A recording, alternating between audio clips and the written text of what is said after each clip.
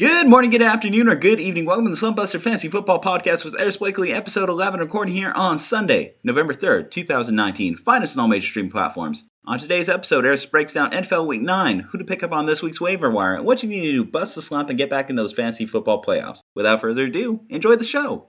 What's up, everybody? Week 9 is in the books. We only got 4 more weeks left until playoffs happen. So now it's down to the nitty gritty. This is the part of the season that everybody hates because you're either set and you're good to go, or you are hurting. You're running around like a chicken with your head cut off, trying to pull together wins, trying to piece together, let's pull this person, let's pull this person's hurt. This is where fantasy managers are made and broken. So it's just all your research, all your everything kind of goes out the window at this point, and you just gotta find that best person that just stick with it or get rid of them at this point. I'm in 3 leagues. I'm tied for first, and in last place. So now I'm more focusing on 2 leagues instead of 3 leagues. That's just how it goes sometimes, guys. But hopefully we can get you guys into the playoffs, into your championship game, and hopefully win your championship. Unless you're playing against me, then I hope you lose, and that's just how it goes. So let's actually get into these games. Really, only big news that came out was the Jacoby Brissett injury. We'll get into that as we break down their game. But other than that, it was a pretty clean week. It was a pretty fun week. Just watching that red zone, trying to watch all the games because fantasy now dictates that you watch red zone or you're just constantly on your phone, not watching the one game that you can get. So if you don't have red zone at this point and you're in a fantasy league, why? Unless it is getting into the holiday season, you're at your grandpa's house, your grandma's house, your great aunt's house, whoever's house, and they just have no idea what red zone is. Or like my grandma, she lives in the valley. We always go to her house, and it's just a dead zone for all cell reception. And she's 95, so it's like, why bother having cable? She just has the basic stuff. In those instances, I understand why you're not watching the red zone. But if you're not watching the red zone on a week-to-week basis, you got to upgrade, bruh. But that's enough of that. Let's actually get into breaking down these games. Let's start off with that Thursday night game. It was actually pretty good. I really enjoyed watching that game. San Francisco did pull it out 28-25 against Arizona. I mean, we still can't really trust Arizona just yet. Kyler Murray had a good game after having 2 terrible weeks. Finally went over 100 yards. He had 241 yards, 2 touchdowns. Awesome. Hopefully his trend can continue. But if not, I mean, he's going to be a desperation streamer. You can't really rely on this guy because the week before he had 104 yards. Just super inconsistent. But the trade they made at running back paid off right away. I feel like that spread offense that they run matches Drake's skill set. He had 15 carries, 110 yards, and a touchdown, and added 4 catches for 52 yards. Surprising that the defense wasn't as good. I don't know if it was just that short week or what it was, but San Francisco's defense just didn't look like San Francisco's defense that we've come accustomed to. It's going to be weird now seeing how this backfield for Arizona plays out with David Johnson coming back, Drake now here. You also have Chase Edmonds coming back. Alfred Morris, they picked him up. He's pretty much whatever. They're probably going to get rid of him. They also picked up Zach Zenner. I don't see any of those 2 filling in at any time in this backfield, but we'll have to wait and see. It looks like Chase Edmonds is probably going to be out another week. David Johnson, more than likely going to come back next week for a game against Tampa Bay. So we'll see if David Johnson comes back and he's a bell cow or if he's going to be in a split backfield. I would flex both of them, especially against Tampa Bay. Tampa Bay's defense is not elite by all means, so I would definitely flex them. I don't trust any of the receivers still. And Kyler Murray, unless you absolutely have to, I wouldn't start him. Unless you're in like a 2-quarterback league, then yeah, go ahead and fire him up as your second quarterback. But I still don't trust him. And then let's get into the Niners side of things. Their trade for Sanders has opened up this offense. It's opened up the running game even more than already being the best run team collectively in the league. It's just going to open it up even more. He had 7 catches, 112 yards, and a touchdown. Good PPR day, good standard day. I see this trend still going. They play Seattle. Seattle got torched this week by Tampa Bay. I can see Sanders having another touchdown, another 100 yards. But then running back wise, it's so frustrating to own these backs. You kind of have to start both of them, Breida and Coleman, because of how dynamic the offense is. Breida ended up having 78 yards on the ground, 14 through the air, whereas Coleman only had 23 yards on the ground, 13 through the air. But he did have a rushing touchdown called back by a penalty, and he dropped like a screen pass that there was nobody in front of him. That would have been an 84, 85-yard screen pass for a touchdown. So he could have had 2 touchdowns possibly on that day. So you kind of have to have both of them just because of the way that offense runs. They run the ball. They're going to be a running team, and it's so dynamic. Kyle Shanahan is on another level. This guy's going to win Coach of the Year. And then Jimmy G had a career day, 317 yards, 4 touchdowns, no interceptions. He's been pretty inconsistent, more of a game manager than a game leader. But next week, against Seattle, I would stream him, especially with having as many teams as we have on a bye. We'll get into that later. But I would definitely start him next week as well. All righty, so let's get into that next game.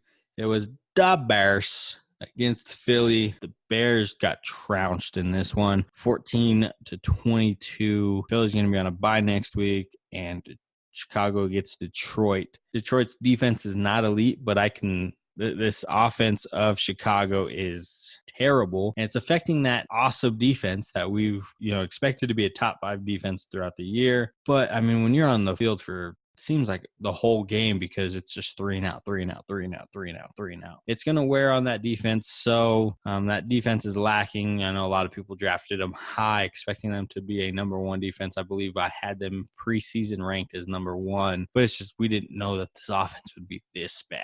Trubisky, 125 yards, no touchdowns, no interceptions. Montgomery, after his good game against the Chargers, only had 14 carries for 40 yards, 3 catches for 36 yards. So we saw them run the ball, establish the run. It seems like they got away from that today against Philly. Even Cohen had 2 carries for 7 yards. So they got away from the run. It could have been game script, but after last week where they're like, we're going to establish that run, and we're going to get to it. We're going to promise to run the ball more. They lied. Receiver-wise, with Trubisky being as bad as he is, you really can't rely on anybody. I know a lot of people had flexed Allen Robinson. He only had 1 catch for 6 yards. So it's not what you like to see, especially because Philly's defense has been thrown on all year. I think the only team that wasn't throwing on them was the Jets when they had the 3rd-string quarterback in. So, you were looking forward to this matchup just because Philly's defense has been thrown on all year. But now I might be, whoever Chicago is playing, I might be picking up that defensive stream because Trubisky ain't too good. He might throw some picks. They're not going to score a lot of points. You're not going to pick a defense and then the opposing offense scores 30 points on you. You don't have to worry about that with Chicago. But on the Philly side, Carson Wentz, 239, 1 touchdown, no interceptions. Jordan Howard, 19 carries, 82 yards, and a touchdown. Revenge game for him. He played in Chicago last week, so it's good to see him ball out against his former team. And then Sanders, 10 carries, 42 yards, 3 catches, 31. So it's still, pretty much an even backfield. They do use Howard in the red zone area, so he's probably the back I am flexing in this backfield. And then Sanders, if you have to flex him, go ahead and flex him. But out of the 2, I would go with Howard. And then Ertz finally had a good game. He has not broken 100 yards all season. He only has 1 touchdown. And then today, 9 catches, 103 yards, and a touchdown. Finally. And then, he's going to follow it up with the bye week. So it's terrible, terrible timing for him. Alshon Jeffrey, 4 catches, 36 yards. Goddard, 4 catches for 39 yards. Goddard, not next week because he's on a bye, but Goddard is going to fill in. I know week 11 and week 12, we have a lot of buys again, a lot of teams on buys. So those guys might be streaming options going forward. But, you still got to start Ertz just because of who he is in this offense. He is the number 1 target. Wentz loves throwing to him. So you just got to do it and then flex Goddard or Jeffrey. And let's go into the next game, Tennessee at Carolina, or shall we say again, Tennessee at Christian McCaffrey. If this dude does not win the MVP, I'm going to riot. They lost their quarterback and they're still in contention for the playoffs because of this guy. I know Russ is having a good year. I know Stafford is having a good year. I know Rodgers is having a good year. Mahomes is having actually, no, he's not having a year he had like last year. So, I mean, really, Christian McCaffrey and Dalvin Cook need to be in the MVP conversation, with me saying that, hey, this guy, he's the best player in fantasy. He's the best player in the NFL. He needs to win MVP. He's going to win you the championship, hopefully, because if you have this guy, more often than not, you're going to win because he's just putting up massive numbers. But let's talk on the Tennessee side real quick. Tannehill, 331, 1 touchdown, 2 interceptions, but he added 38 yards on the ground and a touchdown. They get Kansas City next week. Kansas City got thrown on today. Their defense has not been all that good. And with Mahomes coming back, I could see Tennessee having to throw the ball more, try to keep up with that Kansas City offense. So I would definitely stream him next week, especially with how many teams we have on a bye. Derrick Henry, 13 carries, 63 yards, and a touchdown. 3 catches, 36 yards, and a touchdown. So not a big yardage day for him, 99 yards. But he did have the 2 touchdowns, so that's what we like to see. But the receivers, even though Tannehill's putting up 300 yards, you really can't trust any of them. A.J. Brown's probably the only one I would say flex, unless Delaney Walker comes back. A.J. Brown had 4 catches for 81 yards. But now let's get into Carolina. Allen had 232 yards, 2 touchdowns, 1 interception. It is his team for the next couple weeks and maybe for the rest of the season. Cam Newton is still battling that foot injury. They say it's going to be at least a couple more weeks. If not, there's the possibility for him to still go into IR. So, hey, stick with him. He's been doing pretty good as a game manager. He's not going to get you the points like some of these top tier guys are, but he'll get you through a week if you need to stream him. Like I said, Christian McCaffrey, he's just balling. This guy is killing it. 24 carries, 146 yards, 2 touchdowns on the ground, 3 catches, 20 yards, and 1 touchdown through the air. Do it all. He leads the league in scrimmage yards. I believe now he passed Eckler for receptions at the running back position. He has the most scrimmage touchdowns. Like I said, MVP, guys. Like, this guy is definitely the MVP. But the 2 receivers that you can trust on this team, as a flex, I probably would have them as my wide receiver 2. They're definitely not wide receiver 1s. They're right in that wide receiver 3 mix. But DJ Moore, 7 catches, 101 yards.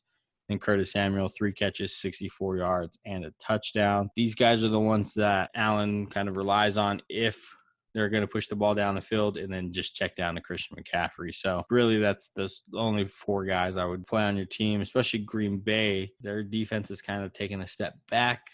Christian McCaffrey is just going to run all over them. And then that run game is going to open up throwing lanes for Samuel and DJ Moore. So fire all 4 of those guys up next week. Now let's get into one of the fun games, because Russell Wilson is just fun to watch. He is probably the most exciting guy in football. But, I mean, he's a fun quarterback to watch. His touch is amazing. The play breaks down. He'll just take off running and scrambling around. So he's the most exciting guy in football. But they pulled this one off 40-34 in overtime against Tampa Bay. Winston, 335 yards, 2 touchdowns, no interceptions. Ronald Jones, 18 carries, 67 yards, 1 touchdown. He had 2 catches for 15. It's nice to see him get work in the passing game, because he is not a pass-catching back by any means. And then Peyton Barber, you pretty much write him off. 4 carries for 15 yards. And then the 2 receivers, Mike Evans, 12 catches, 180 yards, and a touchdown. Chris Godwin, 7 catches for 61 yards. Tampa Bay plays Arizona next week. So Ronald Jones, I would flex if you need to, especially with all the bye weeks. Winston, I would stream. And then Evans and Godwin, you kind of have to play those guys if you have them on your team. Godwin is a wide receiver 1.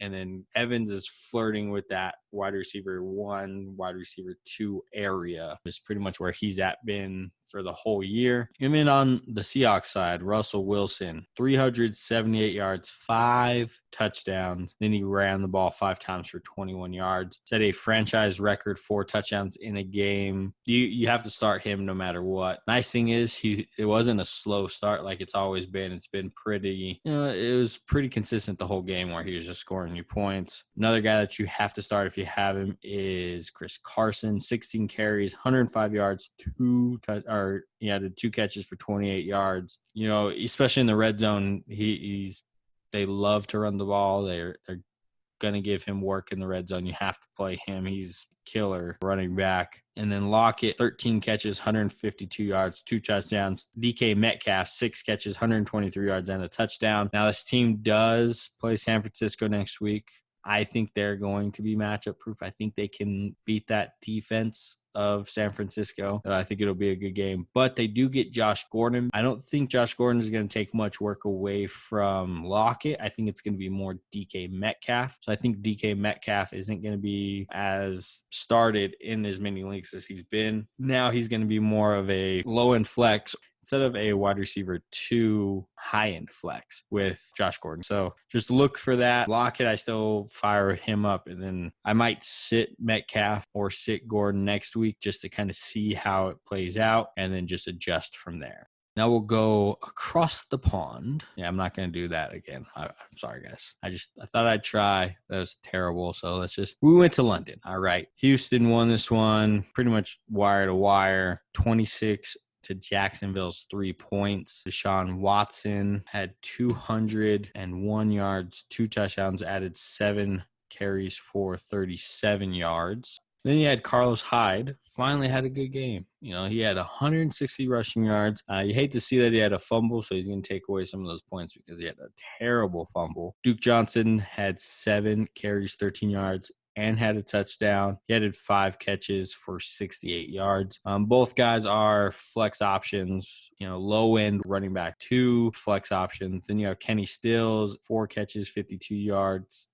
He's a flex option if you have to. I wouldn't have him as your wide receiver 2. Then DeAndre Hopkins, 8 catches, 48 yards, and a touchdown. AJ Boye pretty much had him on lock all game. But it's nice to see him get into the end zone. The yardage is still, he's had some pretty terrible yardage games, so that trend seems to continue here. But he got into the end zone, so he saved the day. You got to start him if you have him. He's a wide receiver 1, wide receiver 2 for you on your team, but you kind of have to start him. And then on the Jaguars side, Minshew, he just had a game to forget. There's probably a lot on his mind with the thought of Foles coming back. Will he be able to continue? Will he not be able to continue? But he had 309 yards, no touchdowns, 2 interceptions, and 2 fumbles. Those turnovers came in the fourth quarter when he was just trying way too hard to try to get something going, and he just got reckless with the ball. Leonard Fournette, 11 carries, 40 yards. He's going to be boom or bust, which stinks for him being, your running back 2, maybe one running back 1. And then on the receiver side, Keelan Cole, 5 catches, 80 yards. Chris Conley, 2 catches, 32 yards. DJ Chark, 4 catches, 32 yards. DJ Chark only had 4 catches, but he had 9 targets, so his target share is still there. You got to start him. Conley and Cole, they're strong flex options if you need them. They all go on bye next week. But then we'll have a firm understanding of who's going to be the starter going into next week because Doug Marrone said that he's going to name a starter by Sunday. So we'll see by then. But for now, those guys are still where they're at. Like I said last week, if Foles comes back, D.D. Westbrook gets shot up and then Chark takes a step back just because the relationship with Foles and D.D. Westbrook is better than the relationship with Foles and Chark. So that's just how it'll be going forward, but just monitor that going into their bye week and coming out of their bye week.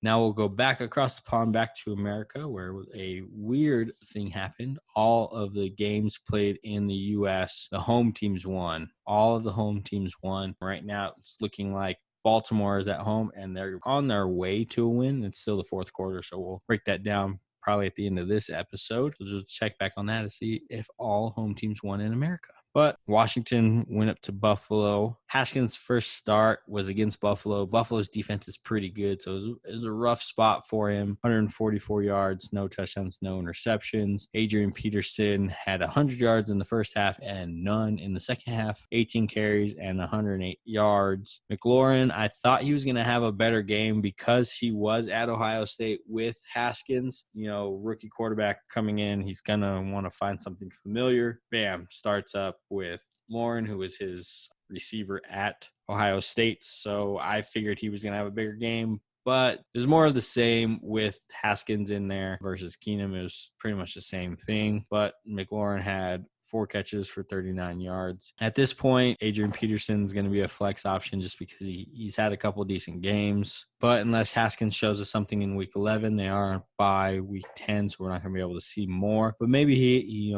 learns a lot coming out of that bye. He gets another full week of practice as a starter, so we'll kind of see how that goes week 11. And then on the Buffalo side, Josh Allen.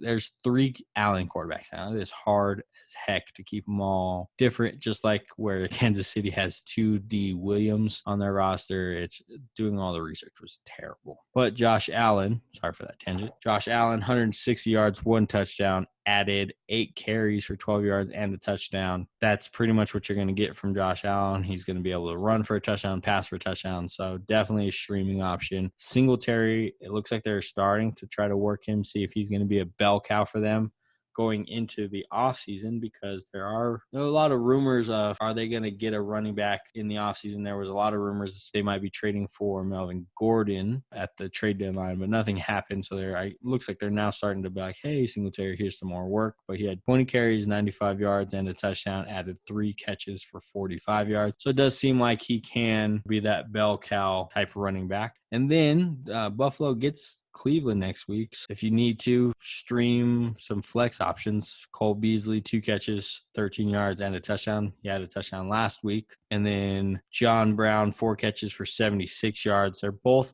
decent options to flex out. They're not going to have extremely high yardage marks, but in the red zone, they have a chance to score touchdowns. John Brown has, I think, 2 or 3 touchdowns on the year. Cole Beasley has a touchdown in the last 2 weeks. So if you need to stream somebody, definitely them. But Josh Allen, he's a very good quarterback. He's a quarterback 2 right now. Strong streaming option for the whole year. We'll go from what I was talking about in my tangent. Minnesota went to Kansas City and lost at the very last second field goal by Kansas City. Minnesota lost 23-26. I kind of expected this just because Minnesota, well, it's not Minnesota, it's Kirk Cousins, is terrible against winning teams and really good against losing teams. So Kansas City has a winning record. So if this trend continues, they're going to lose. But he had a pretty decent game. 220 yards, 3 touchdowns, no interceptions. Dalvin Cook didn't have the best game. 21 carries, 71 yards on the ground, 4 catches for 45 yards. And then the one that screwed everybody over because they said that he was going to play, and he did. Played 1 series. Adam Thielen, no catches, no yards, no touchdowns. He left after the first drive, re-aggravated that hammy. So, hey, Thielen's gone. Guess what? Diggs didn't benefit at all. 1 catch for 4 yards. It all went to Johnson. I'm not even going to try to say his first name because it is extremely hard. He benefited more, and Kyle Rudolph benefited as well. If Thielen doesn't play, then Dallas, I don't think their defense is all that good. I can see Diggs having another good game. Kind of have to play Thielen and Diggs if they're active because of how dynamic they are. But just monitor Thielen going throughout the week. But I would definitely fire Diggs up. Next week, I would fire Cousins up, and then you have to start Cook. If you sit Cook, why? You deserve to have your team taken away from you if you sit him.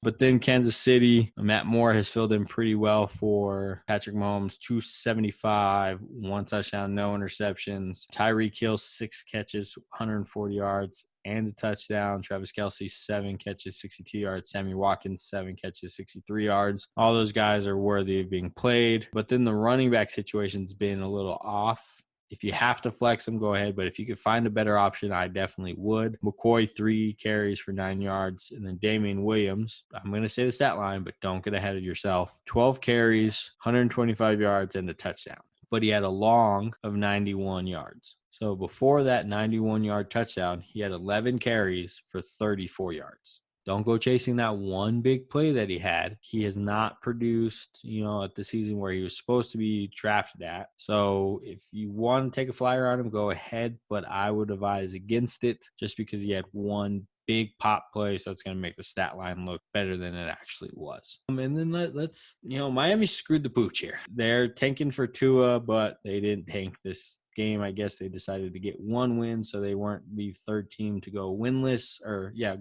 They beat the Jets 26-18. Sam Darnold is still seeing ghosts, apparently. 260 yards, 1 touchdown, 1 interception.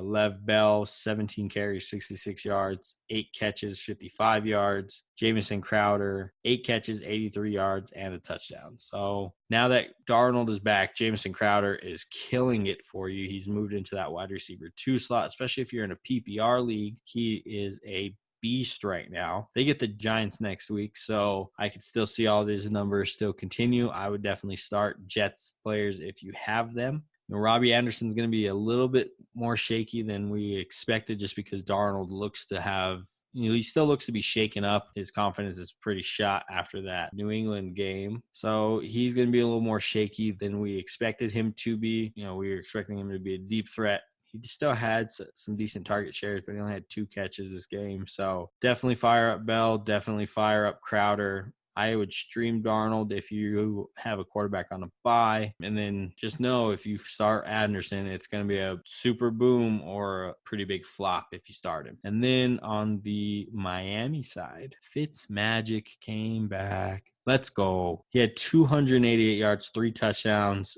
No interceptions. Mark Walton now is the starting back there. 12 carries, 29 yards, 3 catches for 12 yards. So not too good of a game. Miami does get Indy next week, so it's a little bit harder of a test for them. I would stream Fitzpatrick for this game. And then Preston Williams is probably the receiver to flex going forward. Just monitor his health. He did come up hobbled with a knee injury. He had 5 catches, 72 yards, 2 touchdowns. Parker, if you're in a super deep league, 14-team league, he's a decent option as well. 4 catches, 57 yards, and a touchdown. So we're not going to have a winless team this year, unfortunately. Actually, no, the Bengals are still winless. So, hey, they might be the number 1 pick with sitting Andy Dalton. So we'll see how that kind of turns out. And this is the game where we're going to, a little bit more detailed in this game just because of what happened in it. Indianapolis went to Pittsburgh. They lost 24-26. There's going to be a lot of people calling for Adam Vinatieri's job, but that's just because he missed a game-winning field goal. But it was not necessarily his fault. The snapper didn't get the ball around. I punted in high school, so I kind of know some of this stuff. I follow Pat McAfee. He gives you, pretty good insight into the kicking game. So it's a snapper's job to get the laces to where they're supposed to be, and then the holder just has to slightly adjust, hopefully, if the snapper did his job. The snapper didn't do his job correctly. The laces were back. The holder wasn't able to spin the ball, so Vinatieri kicked the laces. And if you kick the laces, it's like trying to bounce a football. It's oblong. It's got all these weird angles and stuff. If you throw it down, it's not going to come right back up. Same thing if you kick those laces. You just don't know where it's going to go. You don't know if you're going to push it or hook it, or if you're going to get it decent enough to sneak it into the uprights. So a lot of people are going to be calling for his job where it necessarily wasn't his fault that the kick was missed. It was more, the snapper's fault. And then Jacoby Brissett left the game injured. Frank Wright did say it was possibly an MCL sprain, but they'll know more tomorrow or on Monday whenever they get the MRIs in. But he felt them pretty well for him. He had 168 yards, 3 touchdowns. He did have an interception, which was probably just some rust. Wasn't really coverage just right, and he threw to an area where the safety was hovering and picked off. Unfortunately, that pick was a pick 6. So, terrible situation. But they do get Miami next week, so I would stream pretty much all of these players on Indianapolis. Hoyer, Marlon Mack, who had 21 carries for 89 yards. Pascal filled in for T.Y. Hilton, 5 catches, 76 yards, and a touchdown. And then, like I always say, when a new quarterback comes in, they're going to find their safety blanket. And generally, that's your tight end. They're generally 5 yards down the field, 5 to 10 yards down the field. They're right over the middle. So if you need to, you can just throw it right to him. But Jack Doyle was that today. He did have a touchdown, 22 yards. He did have the 3 catches. So I would definitely stream pretty much all 3 of those guys. Well, Marlon Mack, you're starting anyway, but I would definitely stream those other 3 guys there. And then on the Steelers side, Mason Rudolph, 191 yards, 1 touchdown, 1 interception. Everybody was like, oh yeah, Jalen Samuels is going to come. Jalen Samuels is the guy to have this week. And then Tremaine Edmonds, 12 carries, 73 yards. Samuels was more of the pass catching back. He was 13 catches, 73 yards. He did add 8 carries for 10 yards. Does look like James Conner is going to be out again next week. They do get the Rams, which is a little bit of a tough matchup. Samuels, I still feel like would be the guy to own, but definitely pick up Edmonds just in case. Read the reports from practice and whatnot. But this came out of nowhere. So everybody picked up Samuels and was gung-ho about it, and then he wasn't even the number 1 running back. It was more by committee. And then really the receiver that you're playing on the Steelers, Juju Smith-Schuster, 3 catches for 16 yards. He was pretty much bottled up. I could see that again. They might throw Jalen Ramsey on him just because who else would you really fear on this team? Maybe James Washington, but he only had 4 catches for 68 yards. So I might sit Juju next week. I might sit this whole team next week, depending on your situation. You might have to play Juju. You might have to play Samuels, but I would definitely avoid that matchup next week. So we'll move from Pittsburgh and we'll go over to Oakland. Detroit went over to Oakland. Oakland's first home game in, I think it was like 5 or 6 weeks. They get a decent little homestand now.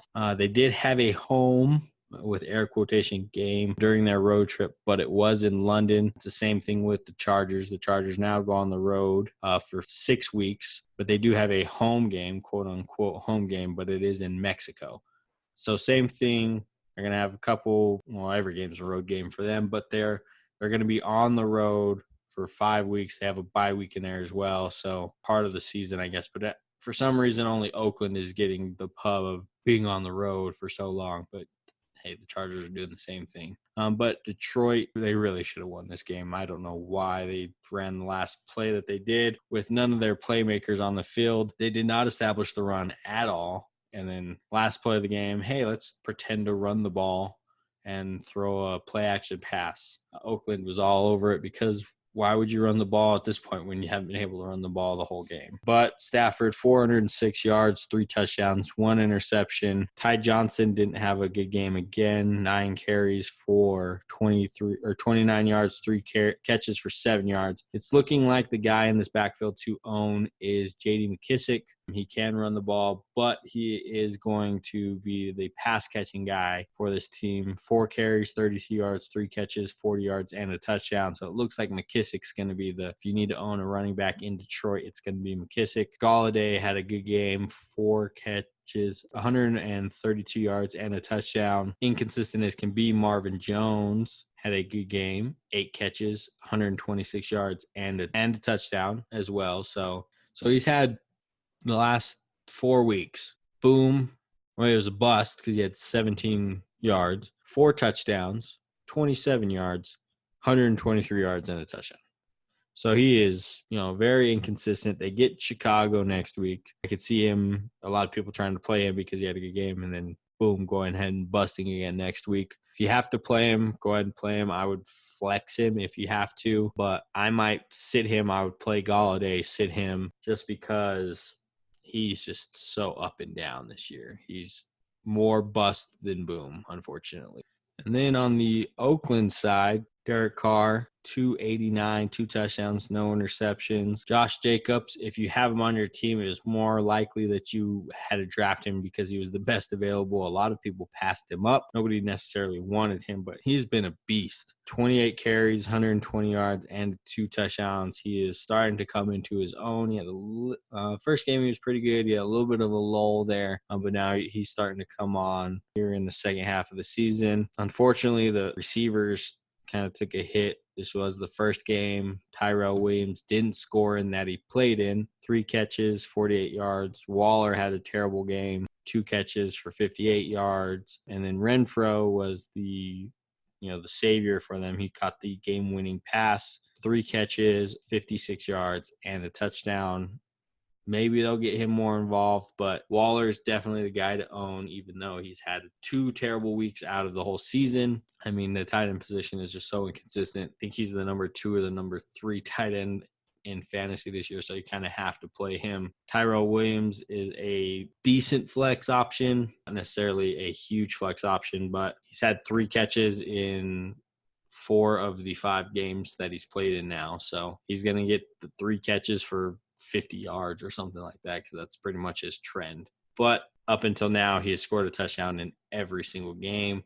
We did kind of say that there was going to be some touchdown regression with him, but hey, look, it's just part of fantasy. And then Renfro, they get the Chargers next week, and for some reason the Chargers are all over the place. Carr, I would sit. The Chargers are a top 10 defense against quarterbacks, but they're a bottom 10 against the running backs, even though today they stymied the running game of Green Bay with the two-headed monster that they're starting to develop there. Play Jacobs, and I would flex everybody else. I'd probably actually sit Carr, though, unfortunately. So if you have him, and you have to play him because of bye weeks and whatnot, but I probably wouldn't play him next week.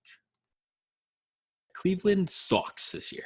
All that hype for nothing. It's been a terrible year for them. They lost this one to Denver 24-19. OBJ and Jarvis Landry had cleats on in the first half that were not sanctioned by the NFL and were told, change your cleats or you have to sit. And then Baker Mayfield came into the stadium with a beard, went to warm-ups with a Fu Manchu, and then after the game, shaved off the Fu Manchu and just had a top lip mustache. So they had more wardrobe changes than anything today, unfortunately. They get Buffalo next week. Buffalo's defense, again, is pretty decent. I could see them dropping that game as well. And all this hype for Cleveland is for nothing. And they're going to have to go back to the drawing board in the offseason. But Mayfield, 273, 1 touchdown, no interceptions, added 3 carries for 22 yards. Chubb, 20 carries for 65 yards, 4 catches for 26 yards. Chubb's been really good for them, but the last 2 games, it's been a little wishy-washy for him.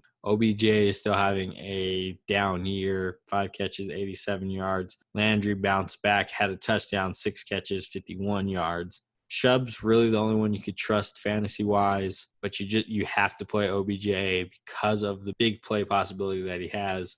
And then Landry is a solid wide receiver 2 right now for you. Mayfield, I'd still be sitting. Chubb, I'd be starting. And then OBJ and Landry, I'd be flexing. Another tight end for them got hurt, so they're really down to no tight ends, and Landry and OBJ being the only catching duo that they have.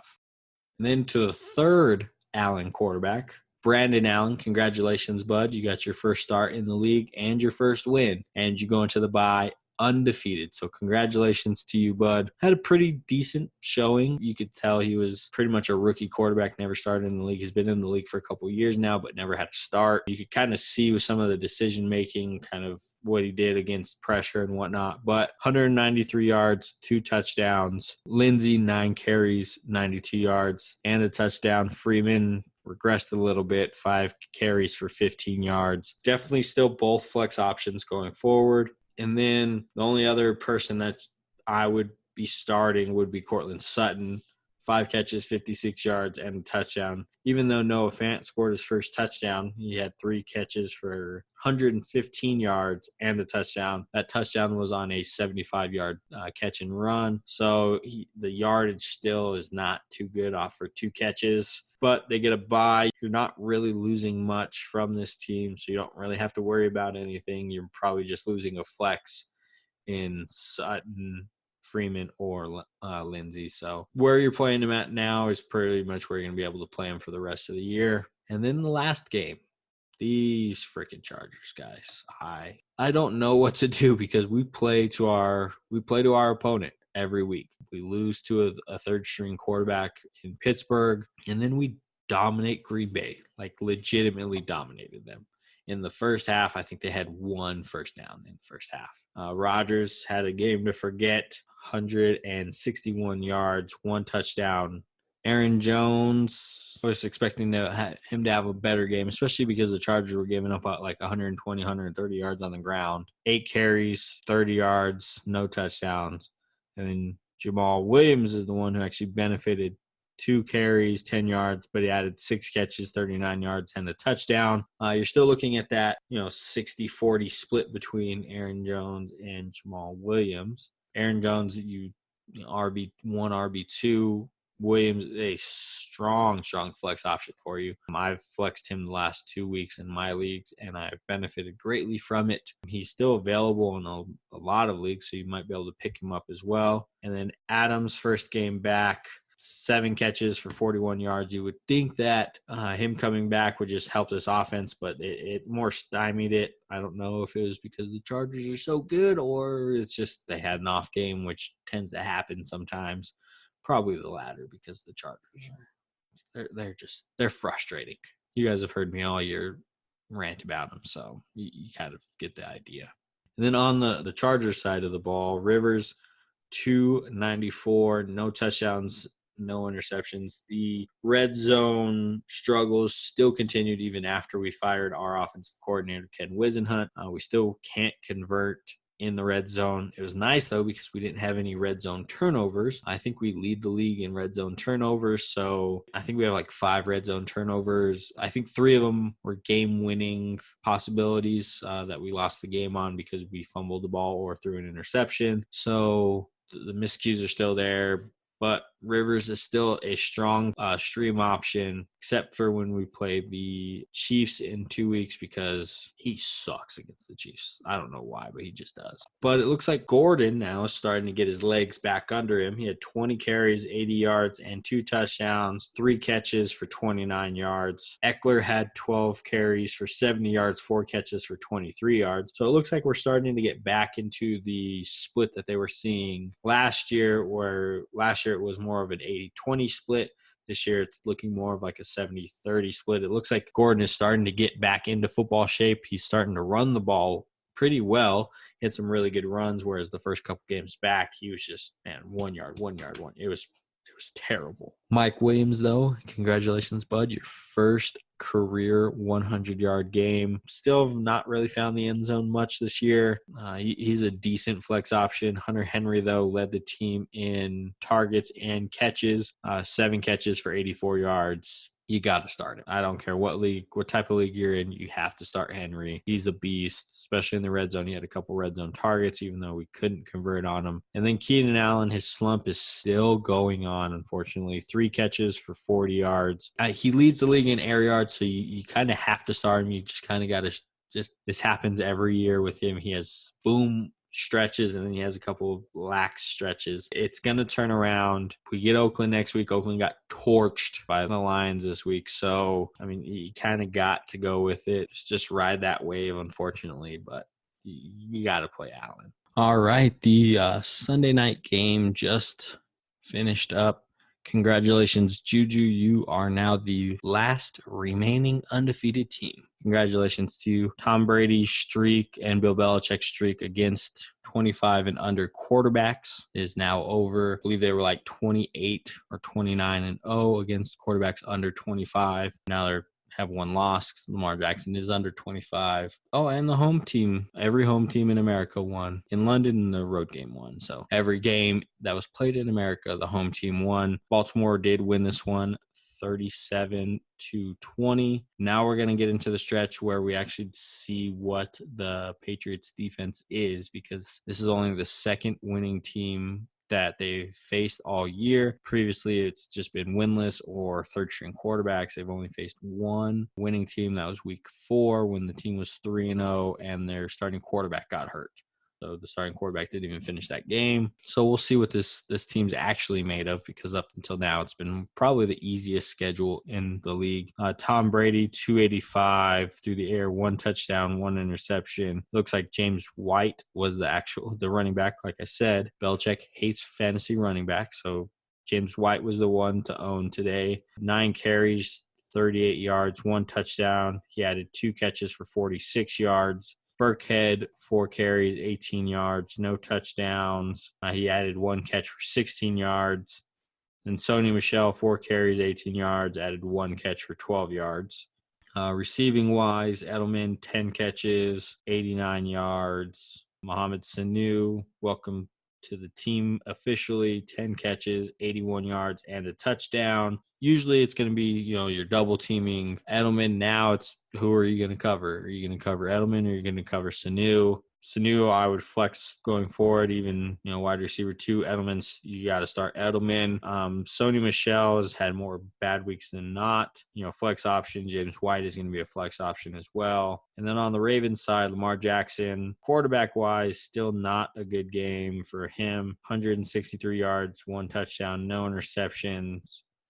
He did add 16 carries for 61 yards and 2 touchdowns. So that's saving his season fantasy-wise. Quarterback-wise, he's not too good as a passer, but as a runner, he's probably going to break Mike Vick's rushing quarterback record. So we'll see how that goes. Gus Edwards, 7 carries, 27 yards, and a touchdown. So he vultured Mark Ingram. So did Lamar Jackson. Ingram, 15 carries, 115 yards, no touchdowns. It's a little hard owning Mark Ingram this year, just because Lamar Jackson is eating into his workload. He's a running back 3 flex option, just because he's not getting the work that you would like from him, just because Lamar Jackson is taking a lot of those zone reads and running them himself. Receiver-wise, Mark Ingram added 2 catches for 29 yards. Hollywood Brown, 3 catches, 48 yards. Mark Andrews, 2 catches for 21 yards. So, yeah, that's pretty much the guys that you would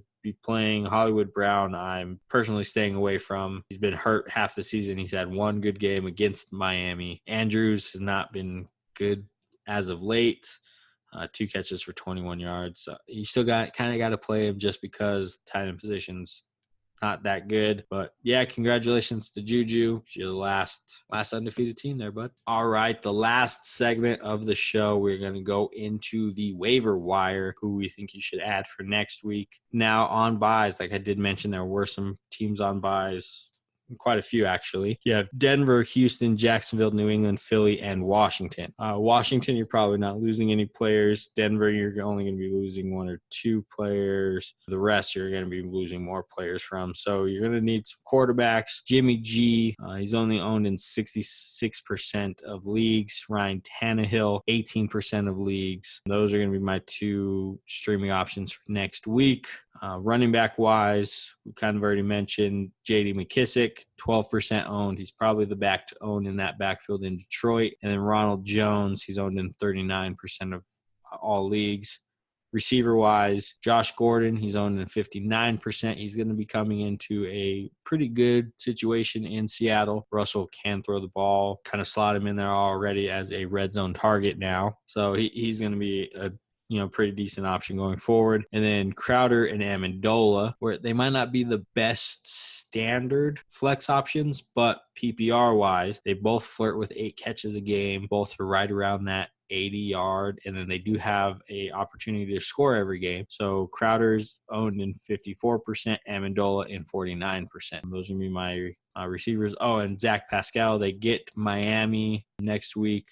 Indy does. He's owned in 20%, especially if T.Y. Hilton is out. He's going to be the go-to guy there. And then defensive-wise, I would pick up Detroit. They get Chicago next week. Chicago's offense is dismal at best. So that's going to be you guys could stream next week. All righty, guys, that's going to be it for the show. As always, like, follow, subscribe, download, review, share, tweet, everything you possibly can to help us grow. We appreciate everything. And we love all the love you guys are giving us in our DMs, on the comments on Instagram. Thank you guys. Help us grow. We're doing this because we love football. We feel like we're pretty decent at it, but it seems like you guys are responding to us. You guys can always DM us, send us, stuff that you guys don't like, stuff that you think we should change, stuff that you like and we should probably do more of. But follow us on Instagram, Slumpbuster Podcast, Twitter, Slumpbuster Pod, Slumpbuster FFB, where every Sunday we give up lineup advice where you can send us questions. Hey, should I start this guy or this guy? And we'll kind of give you, if you're on the fence, we can give you some numbers and some advice on those. We do have the website, theslumpbuster.com, where we have articles, rankings, fantasy rankings, and our power rankings. As always, Spotify, YouTube. We have the Get Your Popcorn show. Go watch that. We review movies, iTunes, all that stuff. Like I said, like, rate, subscribe, review, share, all that other stuff. And as always, make sure you're talking shit to your buddies. That's what makes it fun. Thanks, guys.